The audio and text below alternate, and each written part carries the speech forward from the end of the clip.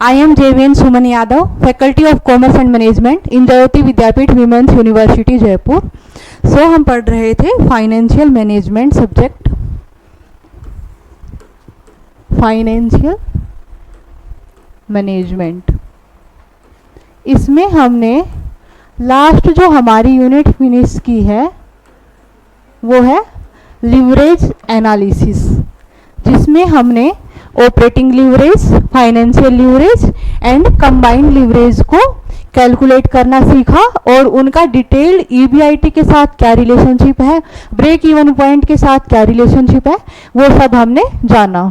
तो आज की जो हमारी नेक्स्ट यूनिट है उसका नाम है कैपिटल स्ट्रक्चर। कैपिटल स्ट्रक्चर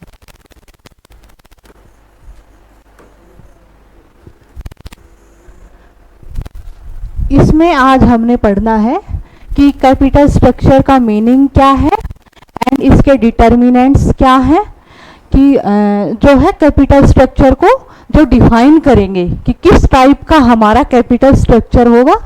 उसके बाद हम पढ़ेंगे patterns, meaning,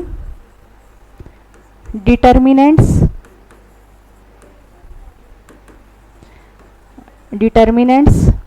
and patterns,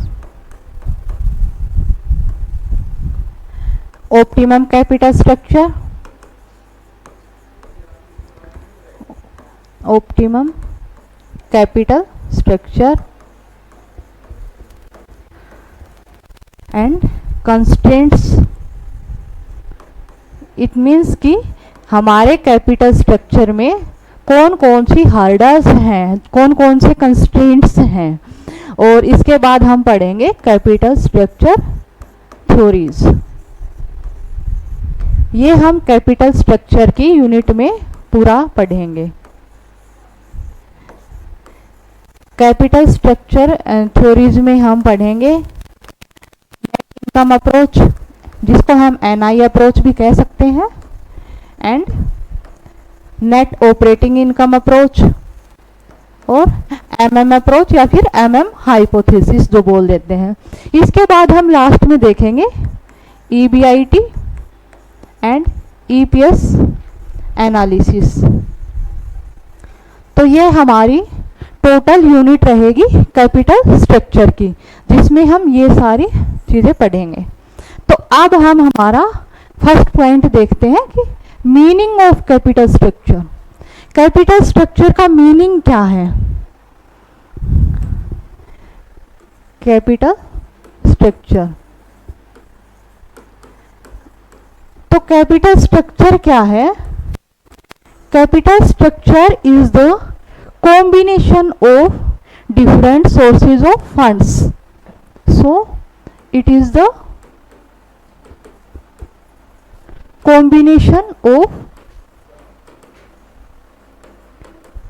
combination of different sources of funds। और डिफरेंट सोर्सेज ऑफ फंड्स क्या क्या होते हैं, कौन कौन से होते हैं? जहां से एक कोई भी कंपनी, फर्म, बिजनेस पैसा उठाती है तो कौन कौन से सोर्सेज होते हैं? Equity shares, preference shares and debt, कुछ बोरोइंग्स होती हैं कंपनी की। तो इन सब रिसोर्सेज से कंपनी या फर्म जो पैसा उठाते हैं और इनका एक कॉम्बिनेशन कि कौन सा जो सोर्स ऑफ फंड है वो किस प्रोपोर्शन में होगा हमारे पास, that is the capital structure of the firm. ये होता है हमारा कैपिटल स्ट्रक्चर। इसको और अगर हम देखना चाहें, जैसे कि बैलेंस शीट के हिसाब से अगर हम देखें, ये हमारी बैलेंस शीट होती है, हमें पता है। इधर क्या होती है? लाइबिलिटीज होती हैं एंड दिस साइड एसेट्स होते हैं, ठीक है। तो जो हमारे लाइबिलिटी साइड जो होता है, सबसे पहले इधर इक्विटी, प्रेफरेंस कैपिटल उसके बाद इधर हमारे पास रिजर्व्स होते हैं, फिर जो है डेट का पोर्शन होता है हमारे पास, देन आप उसके बाद आता है करंट लाइबिलिटीज, मीन्स की जो शॉर्ट टर्म जो हमारा फंड होता है वो होता है करंट लाइबिलिटीज। करंट लाइबिलिटीज क्या होती है? जो लेस देन 1 ईयर और लेस देन 12 मंथ्स हम कह सकते हैं। और ये एसेट्स हैं, इस साइड क्या आता है? फिक्स्ड एसेट्स आते हैं, इसमें इंटेंजिबल एसेट्स आते हैं। इंटेंजिबल कौन कौन से हो जाएंगे? Goodwill, patent, trademark, copyrights. उसके बाद आता है हमारा करंट एसेट्स। कुछ इस टाइप से हमारी बैलेंस शीट में आइटम्स होते हैं। तो अब इसमें जो ये है, ये पूरा इसको बोला जाता है फाइनेंशियल स्ट्रक्चर। Financial structure. और ये जो है यहां तक का करंट लायबिलिटीज को अगर हम छोड़ दें तो इक्विटी से लेके डेट तक का इतना जो पोर्शन है, this is capital structure. Capital structure, ये हमने देख लिया कि मीनिंग ऑफ कैपिटल स्ट्रक्चर क्या है, कैपिटल स्ट्रक्चर क्या होता है। तो हमारा जो नेक्स्ट टॉपिक है वो क्या है? डिटर्मिनेंट्स ऑफ कैपिटल स्ट्रक्चर, कि वो कौन से फैक्टर्स हैं जो कैपिटल स्ट्रक्चर को डिटरमिन करते हैं। Determinants of capital structure. तो ऐसे बहुत सारे फैक्टर्स हैं हम कह सकते हैं, या फिर जो डिटर्मिनेंट्स हैं जो कैपिटल स्ट्रक्चर को डिटरमिन करने में अपना रोल प्ले करते हैं। तो इसमें जो फर्स्ट आता है that is business risk. Business risk, कि अगर हमारा कोई ऐसा बिजनेस है जिसमें रिस्क ज्यादा है तो उसमें हम क्या करेंगे? हाई अगर रिस्क है हमारे पास तो क्या करेंगे? हम लेस डेट करेंगे, और इसमें क्या होगा? इक्विटी का पोर्शन ज्यादा रखेंगे। क्यों रखेंगे इक्विटी मोर? क्योंकि जो हमारा बिजनेस है उसमें रिस्क का लेवल अगर ज्यादा है तो उसमें अगर हमें लॉस होगा तो भी हमें जो डिबेंचर्स होल्डर्स हैं उनको इंटरेस्ट पे करना पड़ेगा, जो हमारे पास हमारी फर्म के पास एक फाइनेंशियल डिस्ट्रेस क्रिएट कर देगा। तो इसलिए अगर हमारा कोई इस टाइप का बिजनेस है जिसमें रिस्क ज्यादा है तो हम उसमें डेट का पोर्शन कम यूज करेंगे और इक्विटी का पैसा ज्यादा यूज करेंगे। ठीक है। अब सेकंड हमारा है cost of capital. Cost of capital, cost of capital की यूनिट में हमने कॉस्ट ऑफ कैपिटल का मीनिंग पूरा डिटेल से देख लिया है, तो इसमें ज़्यादा एक्सप्लेन करने की ज़रूरत नहीं है कि कॉस्ट ऑफ कैपिटल क्या होगा। तो इसमें हम जो कॉस्ट ऑफ डेट है और कॉस्ट ऑफ इक्विटी है उसका कंपेयर करेंगे, और जो हमें चीपर पड़ रहा होगा उसको हम ज़्यादा लेंगे, और जो हमें ज़्यादा कॉस्टली पड़ रहा होगा उसका प्रोपोर्शन हम कम रखेंगे। हम बिल्कुल ये नहीं कहेंगे कि हम बिल्कुल ही नहीं रखेंगे, ओनली इक्विटी को ही ले लेंगे। ठीक है। तो हम एक कंपेयर करेंगे कि कॉस्ट ऑफ डेट ज़्यादा आ रहा है या फिर हमारे पास कॉस्ट ऑफ इक्विटी क्या आ रहा है, उसके हिसाब से हम देखेंगे। थर्ड हमारा क्या पॉइंट है? कंट्रोल,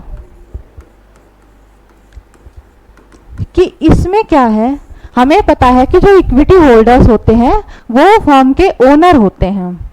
तो अगर कोई बिजनेस ये सोचता है कि हमारा जो कंट्रोल है, कि ओनर है, ओनर का ही तो कंट्रोल होगा बिजनेस पे, वो ज़्यादा डाइल्यूट ना हो, तो वो उस कारण क्या करेंगे? क्योंकि ज़्यादा इक्विटी शेयर्स अगर इशू करेंगे तो ज़्यादा कंट्रोल, उनका कंट्रोल जो है वो डाइल्यूट हो जाएगा। जो अगर जो शेयर होल्डर्स आएंगे कुछ कंट्रोल उनके पास भी चला जाएगा, कुछ ओनरशिप उनको भी मिल जाएगी।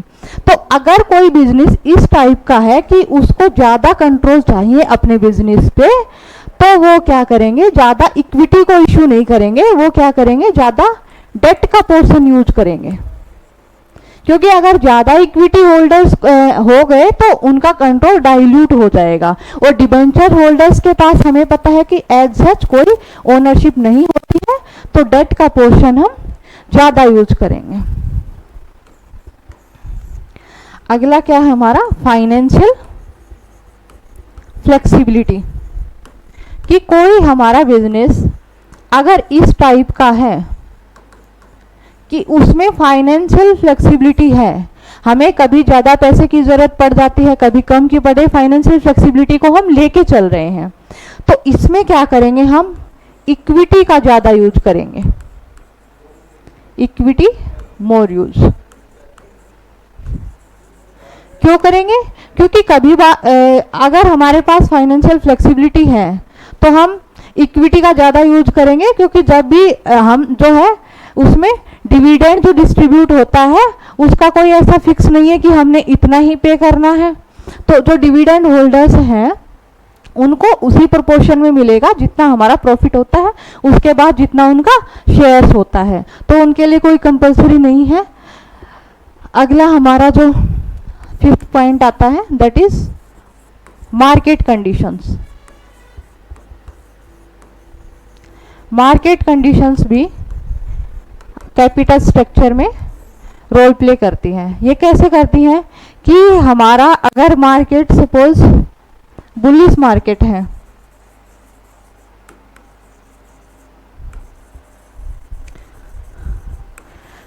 अब बुलिश मार्केट में क्या होता है कि प्राइस राइजिंग हो रहे हैं, इसमें क्या होगा कि इक्विटी शेयर्स, इक्विटी से फंड रेज करना कंपनी के लिए ज़्यादा इजी रहता है, क्योंकि जो शेयर प्राइस है वो अगर एक सही लेवल पे है उनका मार्केट प्राइस, तो ही इन्वेस्टर इन्वेस्ट करना चाहते हैं। एक जो बियरिश मार्केट है, मीन्स कि जो एक मंदी का टाइम है, एक टाइप से हम ये बोल सकते हैं, तो उस टाइम लोग उतना इन्वेस्ट नहीं करना चाहते। तो अगर बुलिश मार्केट है तो इक्विटी ईजिली मिल जाएगा, इक्विटी इजीली मिल जाएगा, इजीली अवेलेबल। और अगर बियरिश मार्केट है तो इसका रिवर्स हो जाएगा। तो मार्केट कंडीशंस भी काफी रोल प्ले करती है कैपिटल स्ट्रक्चर को डिफाइन करने में।